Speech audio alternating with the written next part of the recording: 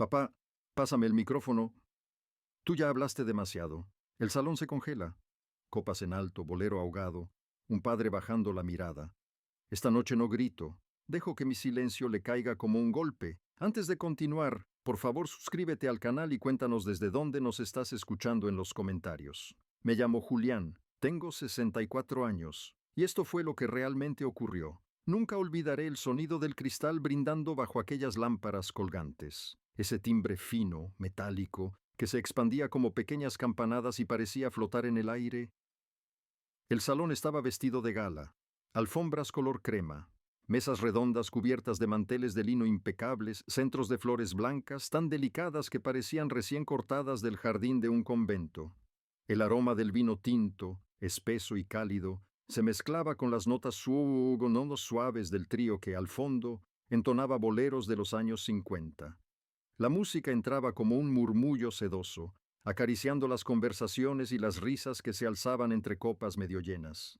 Yo llevaba tiempo imaginando ese instante, ese día que siempre pensé lejano, pero que, como todo, terminó llegando, el día en que mi hijo se casaría. Ahí estaba yo, en un salón elegante del sur de Bogotá, enfundado en mi traje de lino gris claro. Los zapatos brillaban recién lustrados con un reflejo oscuro como de charco nocturno. El corazón me latía despacio con un compás firme, pesado, como una campana antigua que retumba no solo en el aire, sino dentro del pecho. Me levanté con cuidado, una mano sosteniendo la copa, la otra sujetando el micrófono. El murmullo del salón se apagó en cuanto los músicos bajaron el volumen de sus guitarras y percusión, reconociendo mi gesto. Sentí muchas miradas encima, algunas expectantes, otras con esa curiosidad ligera que se reserva para los discursos de boda, pero a mí no me intimidaban. Llevaba años, demasiados años, esperando ese momento. Quería hablar del amor, de lo que significa entregarse. Quería decir lo que vi en los ojos de su madre la primera vez que la besé bajo la lluvia en el Parque Nacional, cuando éramos dos jóvenes con más ilusiones que certezas. Quería recordarle que el matrimonio no es un trofeo, no es una vitrina donde se exhiben conquistas. Es un pacto con el alma. Respiré hondo, sentí cómo el aire se ensanchaba en mis pulmones. Abrí la boca y entonces escuché su voz, clara, fría, casi burlona. Papá, mejor pásame el micrófono. Tú ya hablaste demasiado en tu vida. Las risas llegaron, pero no fueron carcajadas. Eso habría sido más fácil de soportar. Lo que escuché fueron risas ahogadas, contenidas, un murmullo incómodo que rebotaba en las paredes como si cada carcajada estuviera buscando dónde esconderse. Algunas miradas se cruzaron, rápidas, nerviosas. Un señor mayor en la mesa 8, con el bigote temblando de indignación, soltó un «¡qué descaro!» en voz alta, sin darse cuenta. La novia, mi nuera, bajó la mirada al suelo, clavando los ojos en el mantel, y yo simplemente bajé el brazo. El micrófono pesaba más que nunca, no por el metal, sino por lo que representaba. Sentí el frío de la vergüenza recorrerme la mano. No me tembló la voz, porque ya no dije nada, pero sí me tembló la mano al entregárselo. Lo hice en silencio, sin mirarlo, ni una palabra. Volví a sentarme como si cada paso hasta la silla fuera un pasillo de piedra en el que uno se despide de algo que ya no regresa. Él, con sonrisa ligera, lanzó un chiste tonto sobre la Universidad de los Andes y su supuesto doctorado en paciencia con viejos. La gente se rió, pero con la risa del compromiso, esa que suena hueca, forzada como un aplauso que no sabe dónde caer. Yo ya no escuchaba nada, solo escuchaba los boleros, pero no los que tocaban allí, sino los que sonaban en mi memoria, como si el trío hubiera dejado los instrumentos y hubiera entrado directo a mis recuerdos. Escuché la voz de su madre. La oí desvelarse cosiéndole el uniforme del colegio, aguja en mano, luz amarilla de la lámpara derramándose sobre la tela. La oí cuando se quedaba dormida con él en el pecho murmurando rezos bajitos que se perdían entre las sombras de la madrugada. Escuché mi propio silencio, ese silencio de años enteros tragándome el orgullo, soportando jornadas dobles en el taller, trabajando bajo el frío metálico del aceite y la grasa, para que él pudiera tener oportunidades que yo ni siquiera soñé. Y ahora, delante de todos, él me callaba con una sonrisa. Creyó que con arrebatarme el micrófono me quitaba la palabra, pero no entendió nada. Los hombres de mi generación no hablamos porque necesitamos ser escuchados, hablamos porque ya lo hemos vivido todo. Cuando lo vi brindar con su suegro con esa arrogancia de quien cree que ya conquistó la vida, algo en mí se quebró. Pero no era ira, no, era otra cosa, más profunda, más sorda. Era un hueco, un vacío que no dolía en la carne, sino que helaba por dentro. Como cuando entierras algo que amabas y ya no te quedan lágrimas. Miré alrededor, vi a mi cuñada que me lanzó un gesto breve, un lo siento con los ojos, un primo mío, bajó la cabeza incapaz de sostener la mirada.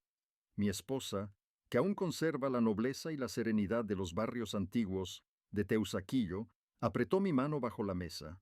Su presión era suave pero firme. Decía, aguanta, esos segundos se hicieron eternos.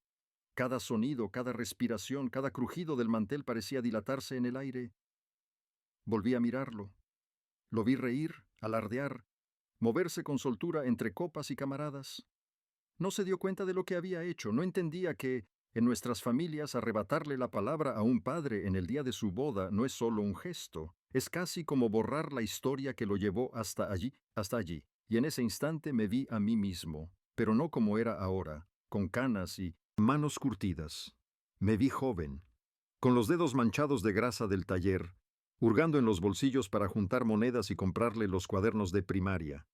Me vi aquel día en que lo llevé a su primer partido en el Campín. El estadio rugía, pero él se quedó dormido sobre mi hombro en la vuelta a casa, y ese peso pequeño era más valioso que cualquier triunfo. Recordé cómo lloró cuando su madre estuvo hospitalizada por una trombosis.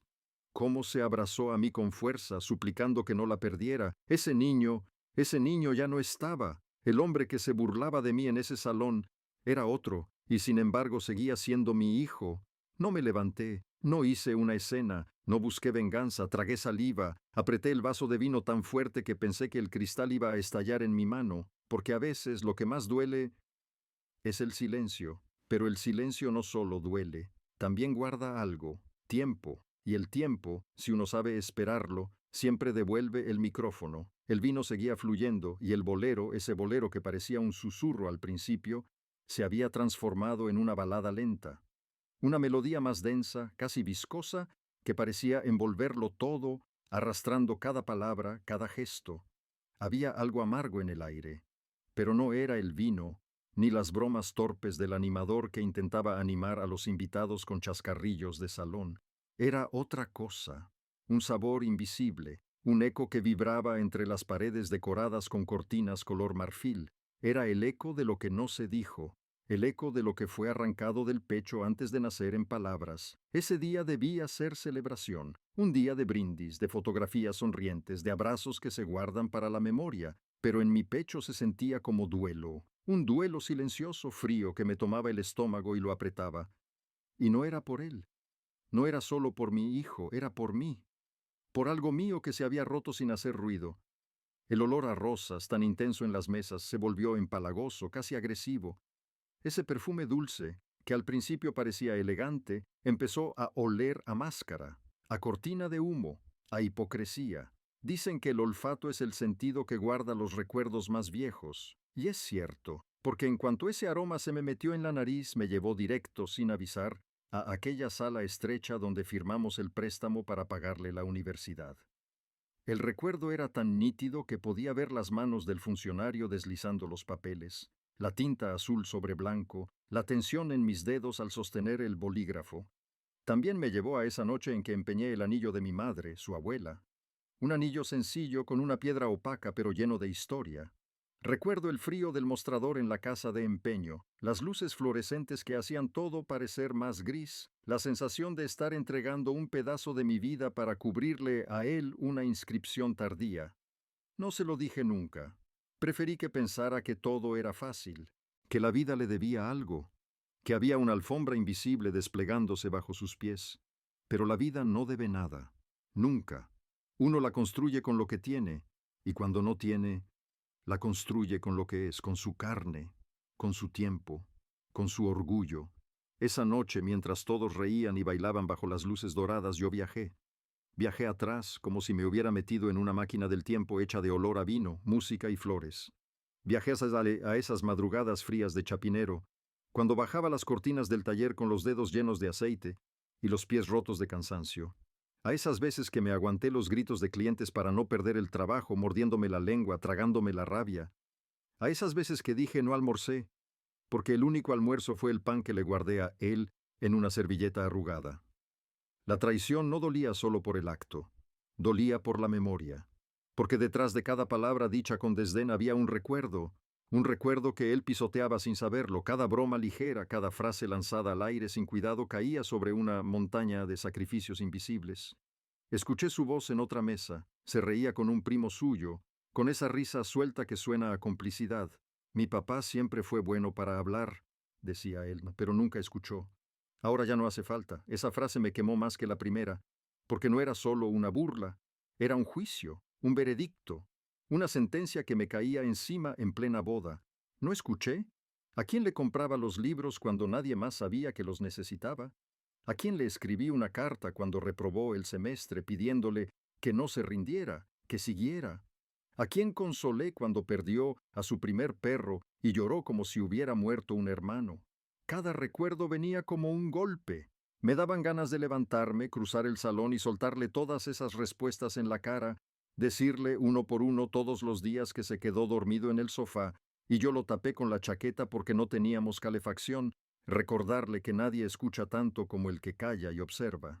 Pero no lo hice, no por cobardía, sino porque hay palabras que se merecen otra hora, otra forma, otro tono. Hay palabras que no se tiran al aire como un vaso vacío, se construyen, se siembran, y luego se dicen cuando la tierra está lista para recibirlas. Lo miré de lejos, estaba en su papel, el novio encantador, el joven exitoso, el hijo moderno, y yo era la sombra, el árbol viejo que ya no da frutos, pero que todavía sostiene el suelo, un tronco que aguanta la tierra para que otros crezcan. Una tía se me acercó, me tocó el hombro con suavidad como si temiera que me quebrara. No te preocupes, Julián, me dijo en voz baja. Los hijos se arrepienten cuando la vida les enseña. Asentí. Moví la cabeza despacio, pero por dentro sabía que no quería que se arrepintiera. No, quería que entendiera, que abriera los ojos porque aquel arrepentimiento llega tarde, como la lluvia después de la sequía. Pero la comprensión puede sanar. En la mesa, mi esposa apenas hablaba. Su mirada decía más que 1000 palabras. Ella lo había visto todo. Sabía que yo estaba roto por dentro, no por orgullo, sino por la tristeza de sentirme invisible, de sentir que mi voz ya no importaba, que todo lo que había construido se había convertido en un decorado del que nadie hablaba. Pero aún así, no me fui. Seguí allí, como las columnas del salón, firmes, viejas, pero necesarias para que el techo no se caiga. Los suegros del novio brindaban como si todo fuera perfecto, con risas fáciles, con brindis ensayados. No sabían nada de lo que había detrás. No sabían que ese hijo suyo no se construyó solo, que hubo sudor, lágrimas y noches enteras sin dormir para que él pudiera estar allí, con su traje impecable y su sonrisa segura. Y de pronto, algo sucedió. Lo escuché. No fue una palabra, fue un tono, un cambio, un filo en su voz. Estaba hablando con alguien del trabajo y dijo, yo solito me hice, nadie me regaló nada. Eso fue lo que me encendió por dentro, porque una cosa es que se ría de mí, pero otra, muy distinta, es que niegue la sangre que lo llevó allí. Negar la historia es como escupir en la tierra donde sembraste, como cortar la raíz del árbol y pretender que siga dando sombra. Respiré hondo, miré a mi esposa. Ella sabía. No hablamos. Solo me tocó la rodilla con la mano, suave, como quien pasa una chispa de fuerza. Y en ese gesto encontré algo, una fuerza que no recordaba tener. Un hilo de acero que me recorrió la columna vertebral. La música subía, la gente bailaba, el ambiente se disfrazaba de fiesta, pero por dentro yo estaba preparando algo. No un grito, no una explosión, algo más fuerte, un regreso, porque no hay peor error que creer que un padre puede ser silenciado para siempre. Y yo aún tenía voz. Cuando pedí el micrófono por segunda vez, no lo grité. No hubo desesperación en mi voz. Ni siquiera me puse de pie al principio. Fue apenas un murmullo, apenas un soplo dirigido al animador del evento, un joven simpático, con un corbatín rojo que parecía demasiado grande para su cuello delgado, alguien que apenas me conocía de vista y que estaba allí cumpliendo su trabajo, intentando mantener a flote el ritmo de la celebración.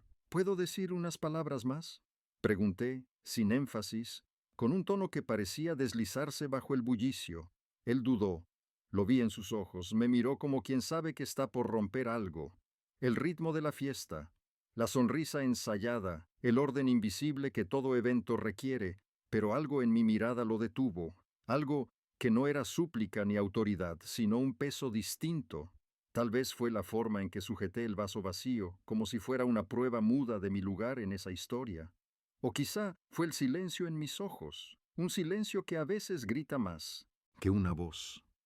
Se inclinó hacia mí, el corbatín rojo se ladeó un poco, y me entregó el micrófono sin decir nada, solo con un gesto breve, casi reverente, como quien sabe que no debe interponerse entre un hombre y lo que está a punto de salir de su pecho. El salón seguía bailando. La pista giraba en destellos dorados, vestidos largos ondeando como olas, trajes oscuros moviéndose al compás de la música. El bullicio parecía inmenso, pero yo me levanté, despacio, con la calma solemne de quien no corre porque sabe que su tiempo ha llegado, una calma que no se aprende en manuales, sino en la vida misma. La luz me dio de lleno. No fue dramático, no fue preparado, fue natural. Un foco suave desde el centro del techo iluminó mi rostro como si me hubiera estado esperando todo el tiempo. El trío en el escenario detuvo sus manos, no porque alguien se los pidiera, no porque yo lo ordenara. Se callaron porque lo sintieron, porque en ciertos momentos hasta la música sabe que debe guardar silencio. Ajusté el micrófono con calma. El chirrido leve de la base rozando mis dedos fue lo único que se escuchó, y entonces hablé. No voy a contar chistes, no voy a repetir historias, solo quiero que me escuchen, esta vez, no como padre, sino como hombre. La vibración en el aire cambió, no era tensión, era expectativa. La gente empezó a girar. Las risas murieron poco a poco, como brasas apagándose bajo la lluvia. Incluso algunos meseros que cruzaban con bandejas de copas se detuvieron en seco. La novia, mi nuera, me miraba con una mezcla de respeto y de susto. Sus ojos brillaban húmedos, atrapados entre dos lealtades. Y mi hijo, él estaba allí, con los brazos cruzados sobre el pecho, con el gesto de quien ya ha decidido no escuchar. No me importó. Hay palabras que se lanzan como piedras, dije, con voz firme, pausada. Pero también hay palabras que se entierran, y esas pesan más. Respiré. Miré la copa vacía en mi mano, la dejé con cuidado sobre la mesa más cercana. Sentí el cristal rozar la madera, un sonido casi imperceptible que para mí fue como un punto y seguido. Cuando uno cría a un hijo en estas tierras, en esta Bogotá nuestra, continué, lo hace sin esperar aplausos, lo hace con las manos rotas, con los sueños postergados. Y cuando ese hijo llega lejos, uno no espera que le den las gracias, pero al menos uno espera no ser borrado. Vi ojos bajando. Un movimiento sutil pero claro. Gente que evitaba mi mirada porque sabía, en el fondo, que la verdad pesa. Una señora mayor, en la mesa 4, se llevó la mano al pecho. Murmuró un «¡Ay Dios!», que resonó más fuerte que cualquier otra palabra en esa sala. «Tú, hijo mío», dije entonces, clavando mis ojos en él. «Hoy me quitaste el micrófono, y eso está bien, es tu boda, tu noche, pero cuando me lo arrebataste con burla, ¿no te diste cuenta de que no solo me callaste a mí, sino a toda la historia que te sostiene?» Mi voz no era alta, no buscaba imponerse, era otra cosa, era firme, de esas que no gritan pero se clavan. Como un cincel que marca piedra, yo vi a tu madre coser tus disfraces de colegio con la misma aguja con la que remendaba nuestras sábanas, proseguí. Vi su rostro ojeroso, esperando que llegara seguro a casa, y cuando tú dormías, nosotros contábamos monedas, no para lujos, para leche, para que no te faltara. El murmullo se hizo más pesado, el aire se volvió denso. Yo no quiero respeto por lástima, no quiero que me aplaudan, solo quiero que sepas que si estás aquí con ese traje, con esa sonrisa y con esa nueva familia, es porque nosotros fuimos el piso, y aunque no se vea, sin piso, nadie baila.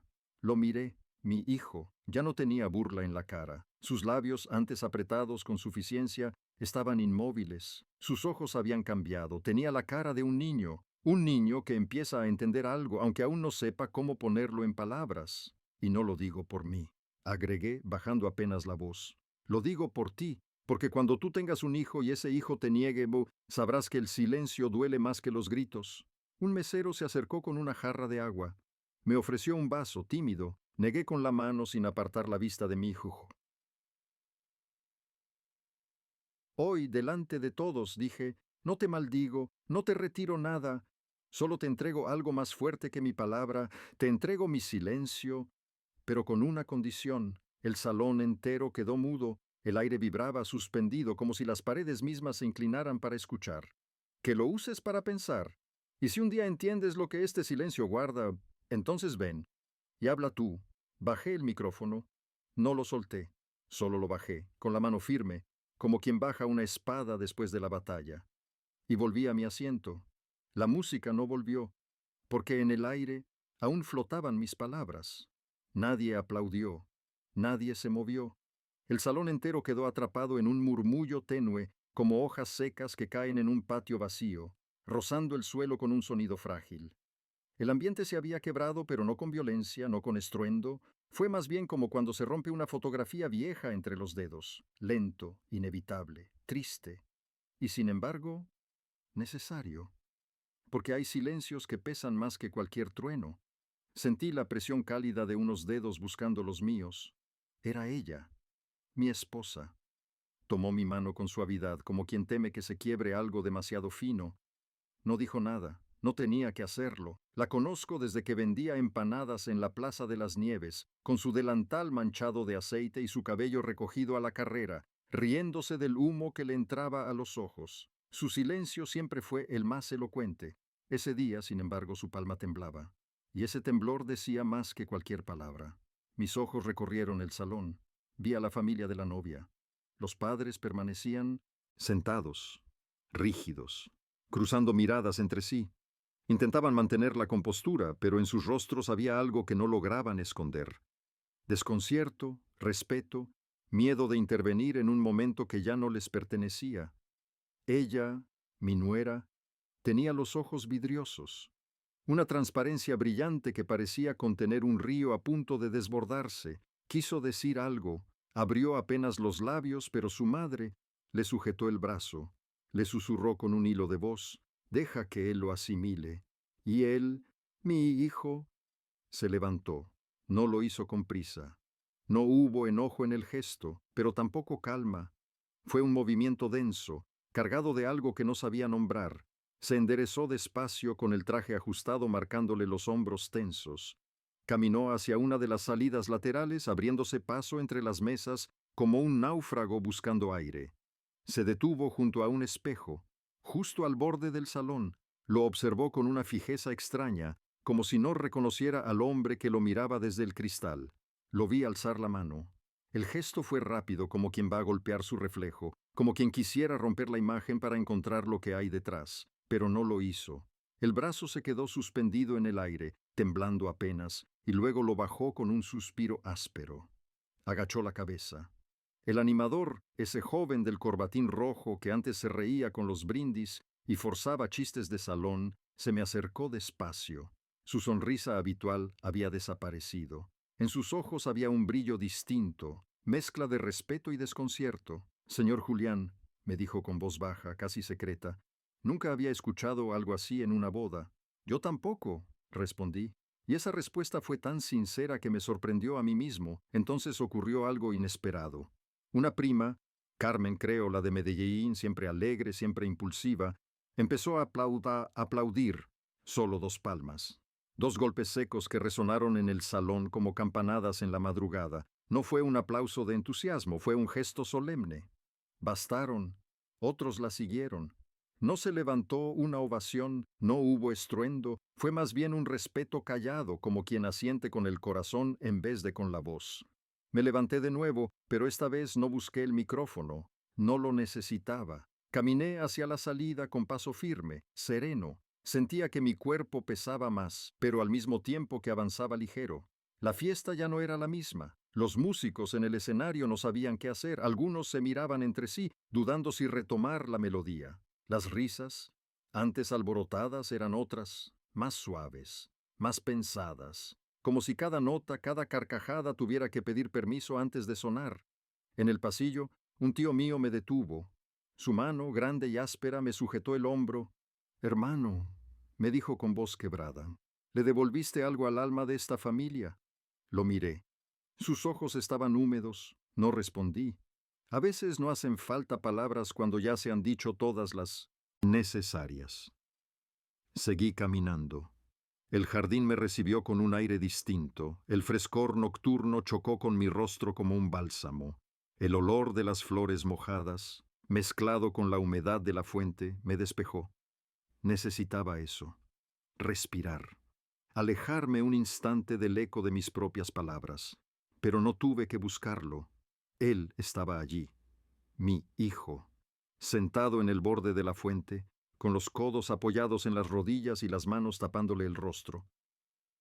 No lloraba, al menos no con lágrimas visibles, pero había algo en la forma en que su espalda se curvaba que revelaba la carga.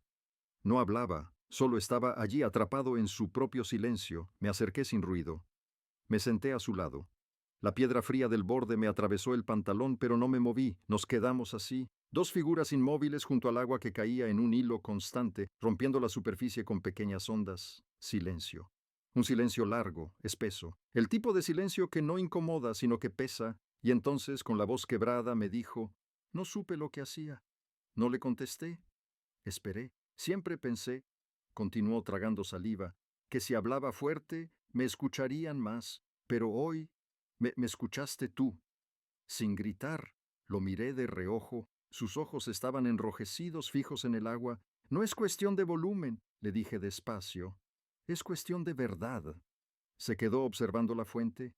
El reflejo de las luces del salón bailaba en el fondo del agua, distorsionado, como si el mundo mismo estuviera torcido por dentro. «¿Todavía tengo tu bendición?», preguntó, casi en un susurro.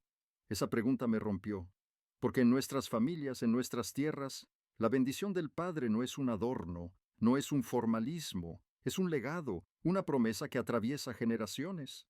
Y también una advertencia. Lo miré con calma. Sentí el peso de su pregunta en el pecho. «Te la daré, sí», respondí al fin, «pero no hoy. Hoy no es para eso. Hoy es para que pienses. La bendición de un padre vale más cuando el hijo la entiende». No hubo reproche en mi tono. No había castigo. Solo verdad. Lo dejé ahí, no como condena, sino como oportunidad, una grieta en la pared por donde puede entrar la luz. Volví al salón. El aire olía distinto, ya no a flores marchitas ni a vino agrio. Olía a algo nuevo, a algo viejo que se va y algo nuevo que comienza. Ella, mi nuera, me abrazó. Fuerte. No dijo «lo siento», no se excusó. Dijo otra cosa, más grande, más necesaria. «Gracias por no gritar, gracias por enseñarnos». Y ahí supe que algo había cambiado, no solo en él, no solo en mi hijo, había cambiado en todos, en cada invitado, en cada mirada. Esa fiesta ya no era la misma, y yo tampoco. La fiesta no terminó como tantas otras que había visto en mi vida. No hubo borrachos tambaleando en medio de la pista, cantando rancheras a gritos hasta desentonar el aire. No hubo discursos huecos de despedida, de esos que parecen recitados de memoria, y se olvidan en el mismo instante en que se pronuncian. No. Aquella noche terminó distinta, con una sensación densa, callada, casi espiritual, como si todos los presentes hubieran asistido a algo más íntimo que un matrimonio, algo que los desarmó sin previo aviso, que los obligó a mirarse hacia adentro, a repensar sus propias historias, sus propios silencios. Los músicos retomaron los instrumentos, pero no para devolvernos al bullicio. No fueron boleros alegres ni clásicos de boda para arrastrar a la gente a la pista. Fue una canción lenta, instrumental, sin letra, como un suspiro largo convertido en melodía. El salón entero pareció respirar con cautela. La pista de baile se vació, los pasos se contuvieron, las copas dejaron de chocar entre sí. Nadie se atrevía a romper esa atmósfera que aún flotaba como un velo invisible sobre todos. Yo me quedé de pie, apoyado en una de las columnas que sostenían el techo del salón. Observaba, no desde el rencor ni desde la tristeza. Observaba desde otro lugar, desde esa distancia que solo concede el tiempo y la dignidad de saber que uno ya no tiene nada que demostrar. Una señora mayor se acercó. Caminaba con un bastón de madera fina, tallado con figuras que parecían raíces enroscadas. Su peinado estaba intacto, con esos rizos fijos que resisten la noche entera. Me tomó la mano con más fuerza de la que imaginé que podría tener. Usted no habló como padre, me dijo, con la voz firme de quien ha vivido demasiado para gastar palabras en halagos vacíos. Habló como historia. ¿Y la historia?